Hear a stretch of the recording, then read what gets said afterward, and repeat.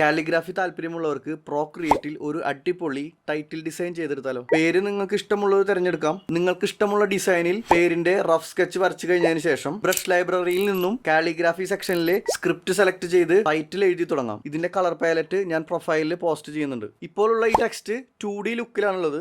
ഇതിനെ 3D ആക്കാൻ വേണ്ടി ഈ ടെക്സ്റ്റിന്റെ തിക്നെസ് വരച്ചു കൊടുത്താൽ മതി. അതിനുവേണ്ടി ഈ ടെക്സ്റ്റ് ലെയറിന്റെ ഡ്യൂപ്ലിക്കേറ്റ് എടുക്കുന്നു, ട്രാൻസ്ഫോം ചെയ്ത് ഏകദേശം ഒരു 145 ഡിഗ്രി താഴേക്ക് നീക്കി വെക്കുന്നു. ഈ ലെയറിന് ബ്രൗൺ കളർ ഫില്ല് ചെയ്യാം. ഇപ്പോൾ ഈ ഇൻകംപ്ലീറ്റ് ആയി നിൽക്കുന്ന എഡ്ജുകളെല്ലാം ജോയിൻ ചെയ്ത് ഇതിനെ 3D ലുക്കിലേക്ക് മാറ്റിയെടുക്കാം. ഈ സെയിം ബ്രൗൺ കളറിന്റെ ഡാർക്ക് ഷെയ്ഡ് തിരഞ്ഞെടുത്ത് 3D ടെക്സ്റ്റിന്റെ എഡ്ജുകൾ പോലെ ഷാഡോ ഷെയ്ഡ് ചെയ്തെടുക്കണം. അടുത്തത് വൈറ്റ് കളർ സെലക്ട് ചെയ്ത് ഈ ടെക്സ്റ്റിന് ഒരു ഔട്ടർ സ്ട്രോക്ക് വരച്ചെടുക്കാം. ദെൻ ഈ സെക്കൻഡ് ലെയറിന്റെ ഡ്യൂപ്ലിക്കേറ്റ് എടുത്ത് മുൻപത്തെ പോലെ നീക്കി വെക്കാം. നെക്സ്റ്റ് ഈ ലെയറിന് ഗോഷ്യൻ ബ്ലർ അപ്ലൈ ചെയ്യാം. അങ്ങനെ ഡ്രോപ്പ് ഷാഡോ റെഡി ആയിട്ടുണ്ട്. ഈ വൈറ്റ് ലെയറിന് ഒരു ചെറിയ തിക്നെസ് കൂടി കൊടുക്കണം. കളർ ബ്രൗൺ തന്നെ മതി. ഇനി ഈ വൈറ്റ് ലെയറിന് ഒരു ഔട്ടർ സ്ട്രോക്ക് കൂടി വരയ്ക്കാം. ഈ ഔട്ടർ സ്ട്രോക്കിന് ഒരു 3D ലുക്ക് കൊണ്ടുവരാൻ വേണ്ടി നമ്മൾ മുമ്പ് ചെയ്ത സെയിം പ്രോസസ് തന്നെ റിപ്പീറ്റ് ചെയ്യാം. Duplicate the layer, transform, move like 145 degree. എഡ്ജുകളെല്ലാം തന്നെ ജോയിൻ ചെയ്യുന്നു. 3D എഡ്ജുകൾ പ്രൊജക്ട് ചെയ്യാൻ വേണ്ടി ഷാഡോ പെയിന്റ് ചെയ്യുന്നു. ഒരു അടിപൊളി ബാക്ക്ഗ്രൗണ്ട് കൂടി കൊടുത്ത് കംപ്ലീറ്റ് ചെയ്യാം. അപ്പോൾ നാളെയാണ് ഗിവ് അവേ തിരഞ്ഞെടുക്കുന്നത്. ഇത്രയധികം കമന്റ്സ് വരുന്നു ഞാൻ സ്വപ്നത്തിൽ പോലും വിചാരിച്ചില്ല.